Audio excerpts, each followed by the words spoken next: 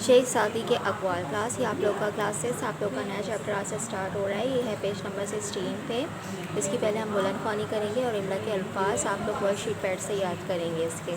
शेख सादी कौन थे? शेख सादी शिराज़ी के असल नाम शरफुद्दीन था।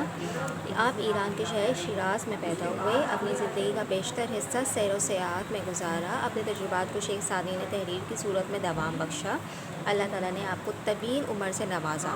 कौन थे शेख सादी? इनका असली नाम था शरफुद्दीन और ये कहाँ रहते थे? ईरान के शहर शिराज़ में पैदा हुए और वहीं रहते थे। अपनी ज़िंदगी का बेशतर हिस्सा इन्होंने सैर व सियाहत यानी सैर व तफरी और अपनी सियाहत के शोबे से वाबस्ता होकर गुजारा। अपनी तजुर्बात को शेख सादी ने तहरीर के ज़रिए दवाम बख्शा यानी तहरीर करके उन्होंने अपने तमाम तजुर्बात से उनको अमल किया। अल्लाह ताला ने आपको तवील उम्र से नवाजा यानी लंबी उम्र से नवाजा। शेख सादी ने नज़्में भी कहीं और नसर भी लिखी। नसर यानी मज़मून वगैरह। आपकी शायरी की किताब बोस्तान और नसर की किताब गुलिस्तान बहुत ज़्यादा शोहरत हासिल हुई। शायरी की किताब का नाम क्या था? बोस्तान और नसर की किताब का गुलिस्तान। ख़ास तौर पर गुलिस्तान अपनी फ़िक्री ताज़गी और इल्म हिकमत की बिना पर अच्छी किताबों में शुमार की जाती है। किसी भी किताब का अच्छा होने की कौन सी 2 वजूहात होती हैं? इसमें वो बताई गई हैं, इल्म और हिकमत यानी उसके अंदर कोई ना कोई इल्म हो, और हिकमत यानी कोई ऐसी बात, कोई ऐसा काम जिससे इंसान की रहनुमाई हो सके। ठीक है। इन किताबों के तर्जुमे कई ज़बानों में हो चुके हैं यानी इन किताबों के बहुत से तर्जुमे बहुत सी ज़बानों में हो चुके हैं। शेख सादी के हिकमत और दानिश से भरपूर अक़वाल दर्ज झेल हैं। शेख सादी के जो चंद अक़वाल हैं जिनमें हिकमत और दानाई और काबिलियत से उनकी काबिलियत ज़ाहिर होती है वो दर्ज झेल हैं। दिन की रोशनी में रिज़्क़ तलाश करो, तार की तारीकी में उसे तलाश करो जो तुम्हें रिज़्क़ देता है। बहुत बड़ा कौल है। दिन की तारीकी में दिन की जो रोशनी है, उजाला है, उसमें रिज़्क़ तलाश करो यानी उसमें अपने ज़रिया माश से अपना रिज़्क़ हासिल करो, कमाओ। और फिर रात की तारीकी में क्या करो? अल्लाह ताला की इबादत करो यानी उससे हासिल करो, उसी की तलाश करो जिसकी रिज़्क़ तुम्हें रिज़्क़ दिया है। और रिज़्क़ देने वाला कौन है? यहाँ पर किसकी तरफ इशारा किया गया है? अल्लाह ताला की तरफ। बादशाहों को वही नसीहत करता है जिससे अपने सर का खौफ ना हो यानी किसी भी बादशाह या किसी भी अमीर या किसी भी असर और सूख वाले इंसान को वही नसीहत कर सकता है जिसके अंदर अपनी जान का खौफ ना हो यानी उसको इस बात का डर ना हो कि कोई उसे मार देगा या उसे कोई नुकसान पहुंचाएगा। क्योंकि ज़ाहिर सी बात है जब हक बात कही जाती है तो उसकी मुखालफत भी होती है, उसके साथ दुश्मनी भी की जाती है।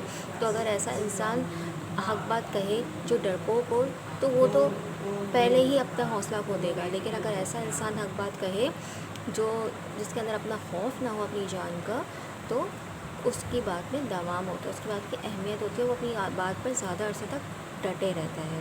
और एक बात याद रखिए क्लास, मुसलमान के दिल में कभी भी मौत का खौफ नहीं होता क्योंकि मौत का खौफ इंसान को अमल से रोक देता है, पीछे कर देता है। अगर वो इस वक्त किसी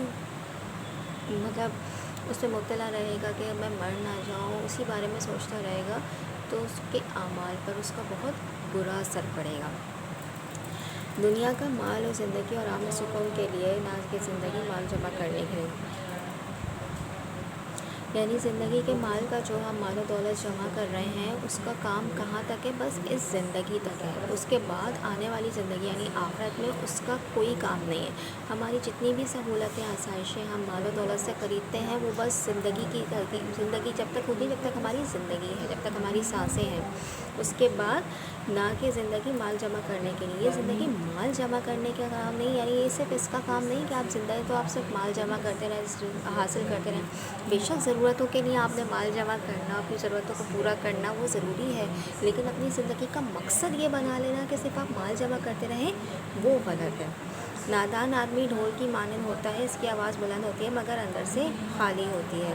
यानी नादान आदमी जिसके पास अकल ना हो, जिसके पास शऊर ना हो, इल्म ना हो, उसकी आवाज़ कैसी होती है? ढोल की मानंद यानी अंदर से खाली होती है। आवाज़ बहुत बुलंद करता है लेकिन अंदर से उसके इल्म से खाली होती है, हिकमत दानाई से खाली होती है उसकी बातें, तो उसकी बातों को कोई अहमियत नहीं देता।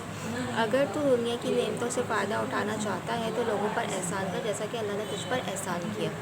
यानी अगर तुम दुनिया की नेमतों से, अल्लाह ताला की नेमतों से फ़ायदा उठाना चाहते हो तो इंसानियत पर एहसान करो जैसा कि अल्लाह ताला ने तुम पर एहसान किया।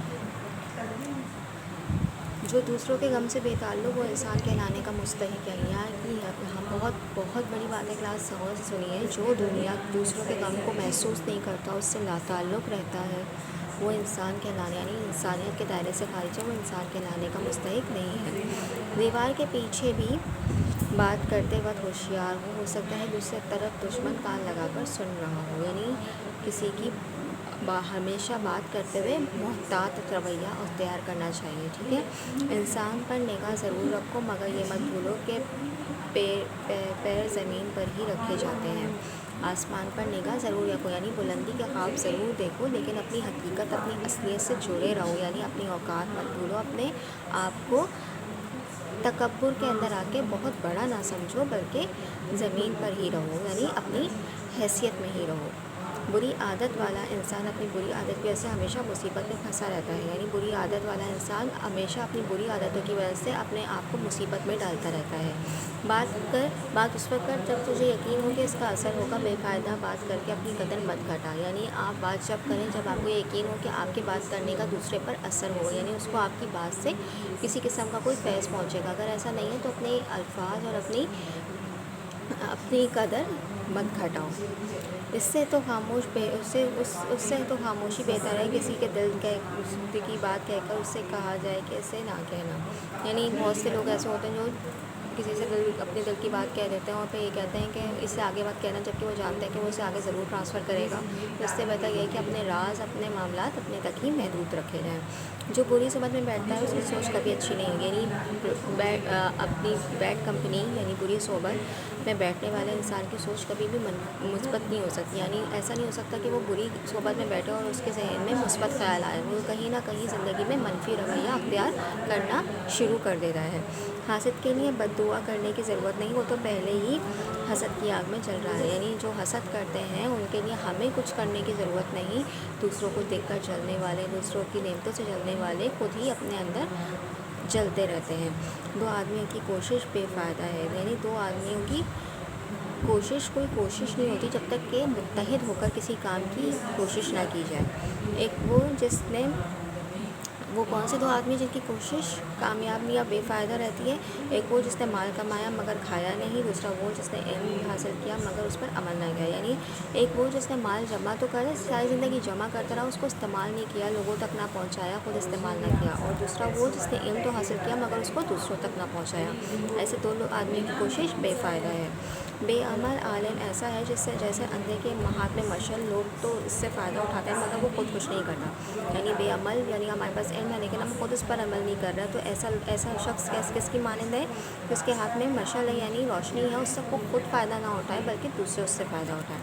دشمن کے ساتھ بے موقع نرمی کرنا اسے شیر بنا دیتا ہے، یعنی دشمن کو بے موقع اپنا نرم مزاج دکھانا، شائستگی دکھانا، اس کے ساتھ تعلق رکھنا، اس کو فائدہ پہنچانا آپ کو ہمیشہ نقصان پہنچاتا ہے اور اس کو آپ کے سامنے شیر بنا دیتا ہے، یعنی بے خوف کر دیتا ہے۔ دوست وہ ہے جو دوست کا ہاتھ اس تنگی میں اور پریشانی پکڑتا ہے۔ دوست وہ ہے جو اس کا ہاتھ تنگی اور پریشانی میں نہ چھوڑے، یعنی ہر وقت اس کا ساتھ دے، صرف خوشی اور اس میں نہیں بلکہ تنگی اور پریشانی بیماری میں بھی اس کا ساتھ رکھے۔ عقلمند اور بے وقوف میں کوئی نہ کوئی عیب ضرور ہوتا ہے۔ عقلمند اپنا عیب خود دیکھ لیتا ہے اور جبکہ بے وقوف کا عیب ساری دنیا دیکھتی ہے۔ عقلمند اپنے عیب کو خود دیکھ کر خود اس کو ٹھیک کر لیتا ہے، جبکہ بے وقوف جو ہوتا ہے ظاہر سی بات ہے وہ عقلمند نہیں ہے، اس کے پاس عقل نہیں ہے، تو اس کا عیب دنیا دیکھ کر اس کے مذاق اڑاتی ہے۔ اپنے اچھے عمل سے کسی کو دلی خوشی دینا ان ہزار سجدوں سے بہتر ہے جس کے اندر برتری چھپی ہو اور پیچھے رنگ چھپا ہو، ٹھیک ہے۔ اپنے عمل سے کسی کو خوشی دینا یعنی اپنے عمل سے کسی کو خوشی دینا ہزار سجدوں سے بہتر ہے جو انسان کو کمتر ظاہر کریں یا جن کے پیچھے رنج یعنی غم چھپا ہو۔ شعر سادی کے یہ ورڈ مستعد ضرور ہے، ان کے پیچھے زمانے بھر کی گہرائی اور حکمت چھپی ہے۔ ان نصیحتوں پر عمل کریں تو کوئی وجہ نہیں کہ ہم کامیاب نہ ہو سکیں، ٹھیک ہے۔ یہاں پر آپ کا یہ چیپٹر ختم ہو گیا ہے، انشاءاللہ نیکسٹ کلاس سے ہم اس کے کام کا آغاز کریں گے۔ السلام علیکم۔